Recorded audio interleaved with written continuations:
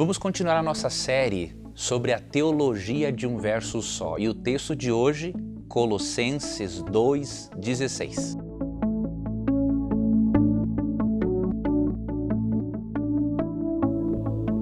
Antes, deixa eu explicar para você o que é a teologia de um verso só. É a pessoa querer fazer uma teologia, elaborar uma doutrina com base em um único verso. Mas pode acontecer também de a pessoa usar 100 versos, mas totalmente de forma descontextualizada. Então, isso também se enquadra na teologia de um verso só. E um texto que é muito usado para fazer teologia de um verso só é Colossenses 2,16. Muitos irmãos sinceros, ao lerem esse texto, dizem que o apóstolo Paulo aqui está dizendo que o quarto mandamento, o sábado, foi abolido. Vamos analisar o verso em seu contexto e vejamos se é realmente isso que Paulo quer dizer. Colossenses 2,16 diz assim: Ninguém, pois, vos julgue por causa de comida e bebida, ou dia de festa, ou lua nova, ou sábados. Porque tudo isso tem sido sombra das coisas que haviam de vir, porém o corpo é de Cristo. Você e eu não podemos criar toda uma teologia contra um mandamento de Deus ainda, com base num verso. Nós temos que fazer uma pergunta. Paulo, ao escrever esse texto, em que contexto ele mencionou o sábado? Outra pergunta.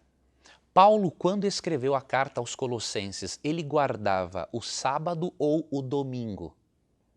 É importante fazermos essas perguntas e buscarmos as respostas no texto bíblico.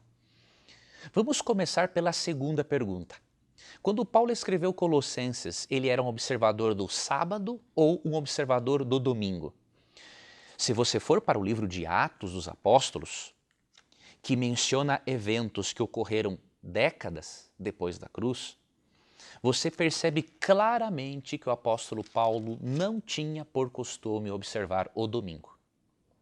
Por exemplo, em Atos 16, verso 13, estando num território sem sinagoga, tá ok? O texto diz assim: No sábado saímos da cidade para junto do rio, onde nos pareceu haver um lugar de oração. E assentando-nos, falamos às mulheres que para ali tinham concorrido. Veja, Paulo em Atos 17:2 diz o texto que ele tinha o costume de ir à sinagoga aos sábados. Mas em Atos 16:13 percebemos que ele não estava aqui observando o sábado simplesmente para agradar judeus. Era hábito do apóstolo Paulo, tanto que num território pagão ele observou o sábado. Então você imagine, o apóstolo Paulo, quando escreve Colossenses, ele era observador do sábado. Mas ele diz para os irmãos da igreja de Colosso o seguinte: veja bem, eu guardo o sábado, mas vocês não precisam. Isso não tem nada a ver. Meu amigo, isso é irracional, isso é ilógico. Então que Paulo era um observador do sábado, não há como ter dúvidas disso. Agora, em que contexto ele escreveu a respeito do sábado? Veja, existem algumas interpretações para Colossenses 2,16. Eu, particularmente, prefiro a interpretação que apresenta Colossenses 2,16 com o paralelo de Oséias 2,11.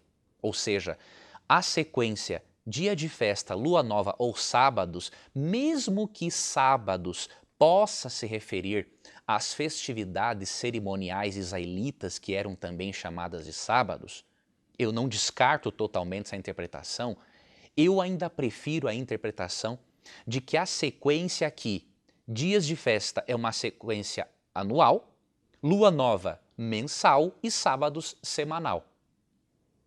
Você pode estar dizendo, então o Leandro está sendo a favor da abolição do sábado. Não, não estou dizendo isso.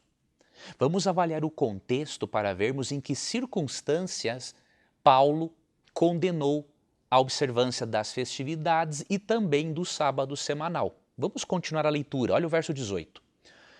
Ninguém se faça árbitro contra vós outros, pretextando humildade e culto dos anjos, baseando-se em visões, enfatuado, sem motivo algum, na sua mente carnal, e não retendo a cabeça, do qual todo o corpo, suprido e bem vinculado por suas juntas e ligamentos, cresce o crescimento que procede de Deus. Veja, a primeira heresia que estava relacionada a estas festividades, culto aos anjos. Os colossenses estavam aceitando vãs filosofias que os levava a cultuar anjos. Mas tinha algo mais nessa heresia da igreja de Colossos. Olha, por exemplo, o verso 20 em diante. Ó. Se morresses com Cristo para os rudimentos do mundo, por quê? Como se vivesseis no mundo, vos sujeitais a ordenanças. Não manuseeis isto, não proves aquilo, não toques aquilo outro, segundo os preceitos e doutrinas dos homens. Pois que todas essas coisas com o uso se destroem. Tais coisas, com efeito, têm a aparência de sabedoria, como culto de si mesmo e de falsa humildade, e de rigor ascético. Todavia, não tem valor algum contra a sensualidade. Mesmo que não tenhamos todas as informações contextuais e históricas da heresia presente na igreja de Colossos, duas podemos identificar claramente. Primeiro, culto aos anjos e rigor ascético. Privar o corpo do prazer físico, seja por meio da alimentação ou da relação sexual. Então é nesse contexto herético que Paulo está condenando a forma como as festividades e o sábado eram celebrados. Não sabemos o que eles faziam, porque Paulo não nos dá essa informação. Agora, sendo que ele menciona no verso 17 que tudo isso é sombra, porém o corpo é Cristo, eles estavam observando as festividades e inclusive o sábado num contexto sincretista pagão que estava ofuscando a pessoa de Jesus Cristo. Então Paulo não está sendo contra o quarto mandamento, mas contra uma observância que se encontra num contexto ascético, pagão, idólatra. Não nos esqueçamos, meu amigo e minha amiga, a Bíblia do apóstolo Paulo era o Antigo Testamento. Quando ele escreveu 2 Timóteo 3,16, dizendo que toda a Escritura é inspirada por Deus, a Bíblia dele era o Antigo Testamento. Ele conhecia o Decálogo. Jamais Paulo iria abolir o Decálogo. Tanto que em Romanos 3,31, ao explicar sobre a justificação pela fé e para evitar mal-entendido, ele disse, anulamos, pois, a lei pela fé de maneira nenhuma, antes confirmamos a lei, os escritos de Moisés. Tá ok? E para finalizar, lembre-se de Mateus 24:20.